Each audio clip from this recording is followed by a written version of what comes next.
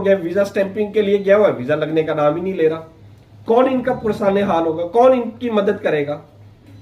ना तो हमारी ओवरसीज मिनिस्ट्री कुछ कर रही है। चौधरी साहब आके बैठ गए हमारे पास, गुजराती मुसल्लत कर दिए गए ओवरसीज मिनिस्ट्री पे, खाक काम नहीं कर रहे वो। भाई अगर नहीं काम करना तो आप वजारत छोड़ दें, क्यों वजारत लेके बैठे हुए हैं? ऐसी वजारत का क्या फायदा कि आपकी आवाम रुल रही है? आपको नहीं पता कि 6 महीने हो गए कोटा सिस्टम लगा हुआ है, खत्म करने का नाम ही नहीं ले रहा।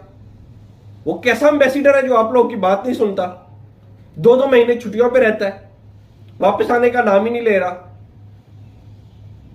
भाई कराची एम्बेसी में नहीं बात सुनते, कौंसलेट जनरल बात नहीं सुनता, तो आप इस्लामाबाद कौंसलेट जनरल जो वहां का प्रॉपर एम्बेसिडर है उससे बात करें, उसको कहें कि आपकी एम्बेसी में हो क्या रहा है, कराची में चल क्या रहा है।